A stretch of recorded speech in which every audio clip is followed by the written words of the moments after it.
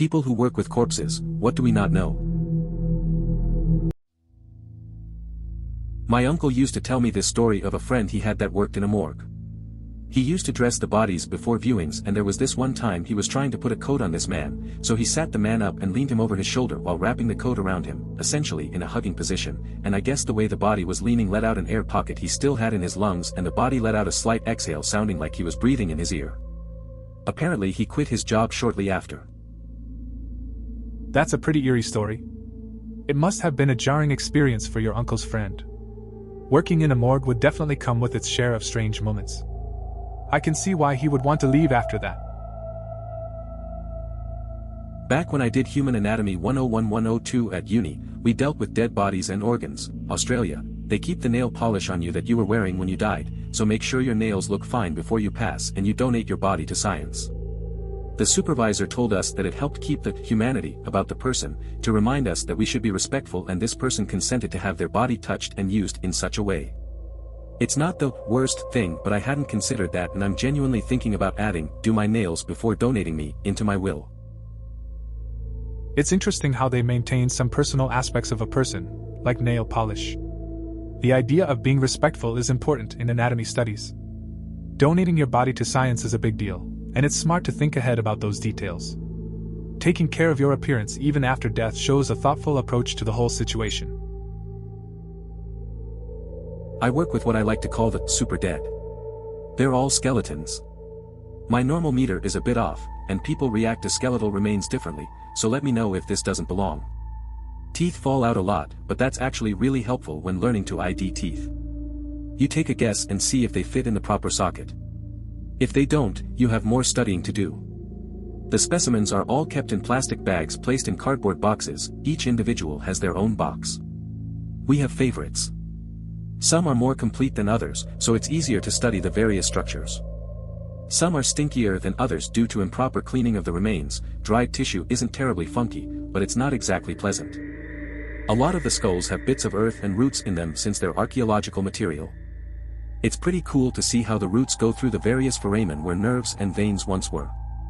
I find it's a very surreal experience to work with skeletal remains.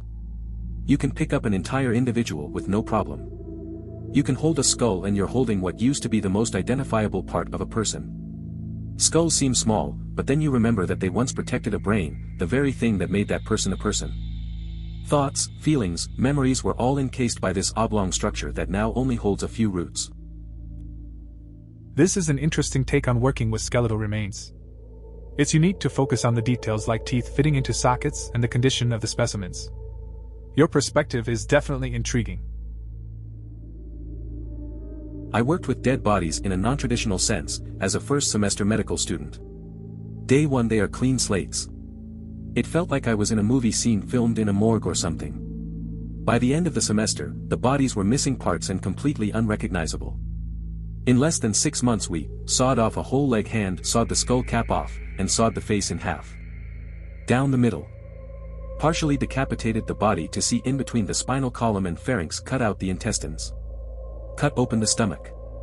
Degloved a hand and a penis, sliced a penis in half, removed the layers of skin from the testicle and then pulled it up and out of the body. Those are the most shocking things in my opinion. Typing it out feels weird. It was a gradual workup to cutting the face, but even by the end of the semester I would conveniently find a way to sit to the side. Day one I could barely handle cutting the first flap of skin. I tried to give objective descriptions because I don't want there to be a perceived tone of humor or disgust.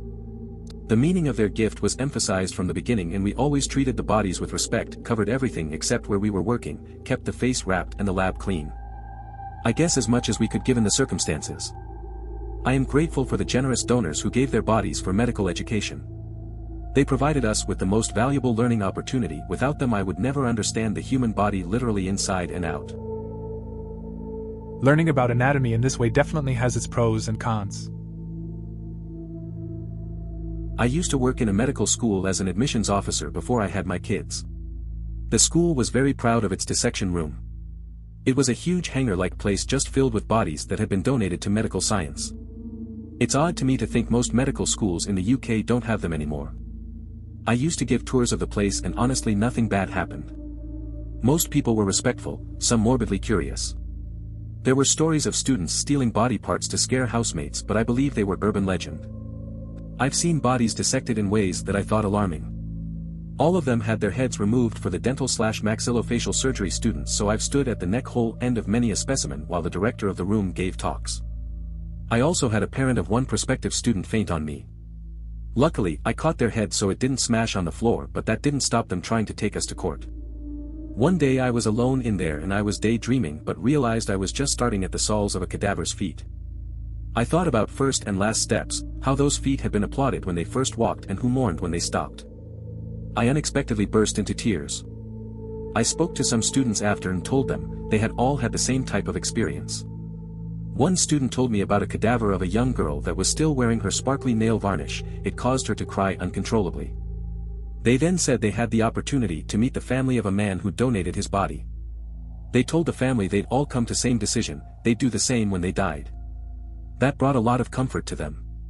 Working with the dead is very strange, it makes you think about life a lot more. It's an interesting perspective on working in a dissection room. The mixture of curiosity and respect from students says a lot about how they approach learning. It's also striking how personal experiences with cadavers can evoke emotions. The connections to families and memories of the deceased add depth to the work. It's definitely a profound way to consider life and death. Those moments of reflection seem significant. I don't, but I heard a story from an undertaker who warned that bodies sometimes moan from gas escaping through a corpse's mouth. He once saw it happen while a woman and her husband were looking at her father's body. In her hysterics, she thought her father was somehow alive and yelled for her husband to try to give the corpse mouth to mouth. The undertaker had to pull him off the body, both of them were freaking out, and then she broke down all over again. And the husband was none too pleased that he'd had his mouth on his dead FILs. That's a pretty wild story. It's interesting how people react in stressful situations, usually not the best choices. I can see why the husband would be upset afterward. Overall, it's definitely not something you hear every day. The process to clean out the crematorium retort between cycles is meager at best. It's swept with a rake and then a rough brush, but it's a porous brick material. The cremated remains of your loved one are definitely mostly them, but probably no more than 98 or 99%, and there's definitely carbon matter from other people mixed in. The revolutionary process that would eliminate that mixing is called alkaline hydrolysis, leaves a clean skeleton without ash. Undertaking is pretty straightforward and hasn't changed much in decades, so if you want to know what goes on, the info exists. One of the stranger things that always sticks in my mind is that most people don't realize that 80% of body transportation is in an unmarked Dodge Caravan or Chevy Suburban that you probably think is ferrying kids to soccer when behind in traffic. This gives an interesting look into how cremation works and the mix that can happen. The part about alkaline hydrolysis is notable, as it offers a cleaner option. It's wild to think about how normal vehicles are used for body transport. It definitely sheds some light on the less discussed aspects of the process. I'm not a mortician, but I heard how they close the mouths of dead bodies and I found it quite unsettling. The first is that they embed little clamps into the gums and wrap wire around them and pull the ends of it to pull the mouth shut, and then the ends were tucked into the mouth. The other way is basically stitching it shut. They put a curved needle up through the chin and the roof of the mouth and then bring it down through the nose, which pulls the chin up and closes the mouth. Another thing I found out is that some crematoriums sell metal joints from the bodies that they cremate. That's an interesting take on a pretty grim topic.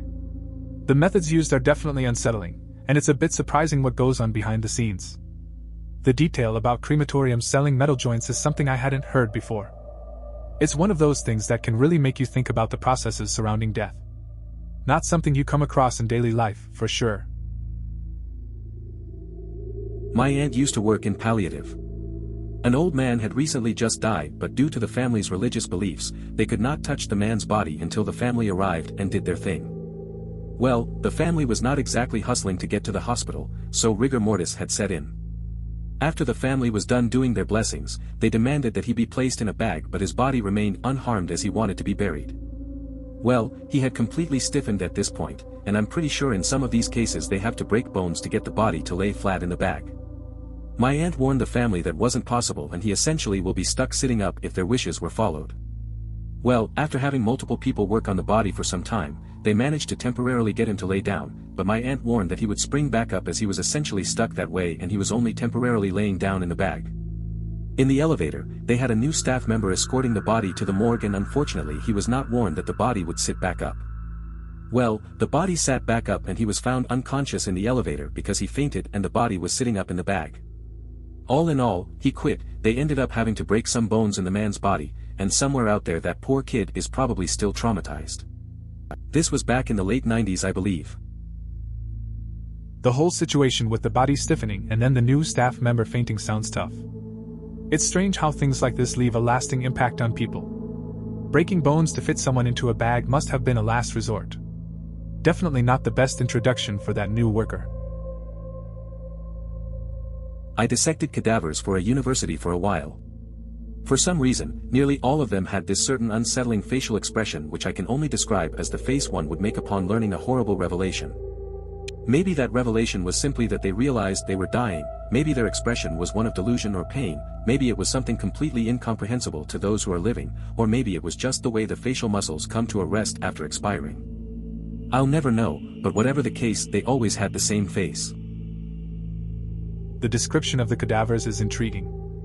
It's interesting how the body's final expression can convey so much emotion or confusion. It raises a lot of questions about death and what a person experiences in their last moments. The idea that they all share a similar look adds a layer of eeriness to the process. It really makes you think about the nature of life and what lies beyond. I work in healthcare/surgery, and work with a surgical skills facility which uses cadavers for training purposes.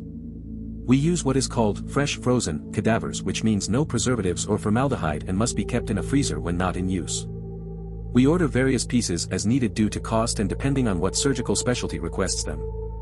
This could mean just limbs, just heads, or just a torso. Ultimately, this practice incredibly important, but very often not talked about. Many of the most advanced and cutting-edge surgical procedures/techniques that you see were first practiced on a cadaver before making their way onto an actual patient. Concerning fact, there is currently a national shortage of female donors with uteruses. The elderly women who are donating their bodies received hysterectomies, uterine removal, after their last childbirth, which was common practice in the 60s and 70s, and in the younger population there has been a substantial increase in cervix and ovarian cancers. TLDR, your body is worth more cut up into pieces, but it is for science. That's an interesting perspective on the use of cadavers in healthcare training. The shortage of female donors is a concerning issue, especially given its impact on medical education and advancements. It does highlight the importance of body donation for science and how it contributes to better healthcare outcomes. Not a topic that comes up often, but definitely significant. Thanks for this very satisfying thread. I am such a creeper, but I love these posts that I just have this morbid curiosity. Every time I walk by a funeral home I just stare, I really stare. I want to know what's behind the doors. I want to see what's inside on every floor. I joked about this to a family member the other day, saying what if I asked the funeral home for a tour under the guise that I was thinking of getting into the business as a future career. Hearing all of these stories on Reddit is pretty sad though. I hate to think of this stuff happening to my body. It's so sad because it's inevitable, it will happen. A lot of people have that fascination with the unknown, especially when it comes to death and funerals. It's natural to want to understand things that are generally hidden. The humor in wanting a tour just highlights that odd blend of fear and curiosity.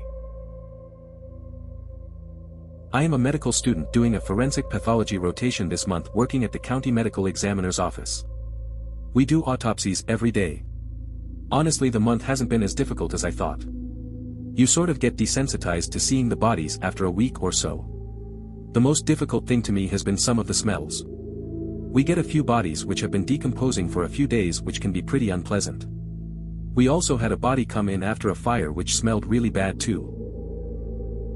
That sounds like a pretty intense experience.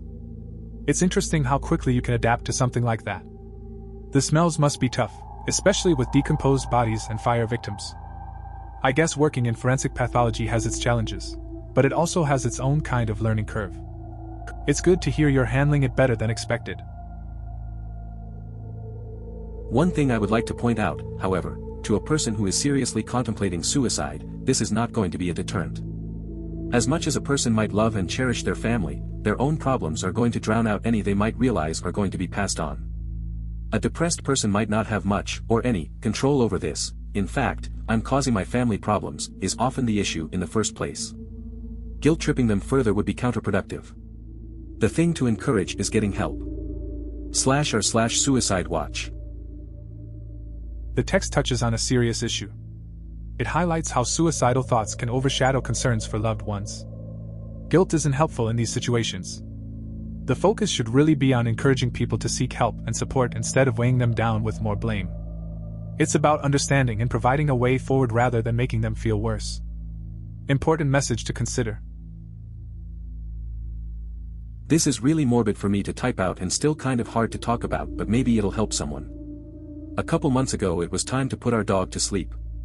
She was 15, having health problems, was getting worse not better, etc. Since I'd never lost a pet before, I was reading about the procedure for the week leading up to it, so I'd be prepared. It said that when you put a dog to sleep, its eyes might stay open after it dies, and this can be a little traumatic. I really didn't want that. So when the vet was getting ready to do it and asking if we had questions, I asked, "Can you close her eyes if they're open?" She said yes. I was expecting it to be like a movie, where when someone dies, another person just closes their eyes with their hand, and that's it. But that's not what happens, at least not for my dog. The vet had to spend 5 minutes closing her eyes, and putting some kind of eye drops, glue, in them so that they'd stay closed. It really wasn't what I expected, or what I thought was going to happen. If I'd known she was going to have to go through that whole process, I'd have just let her eyes stay open. I know it doesn't matter to the dog, it was more for me and my wife.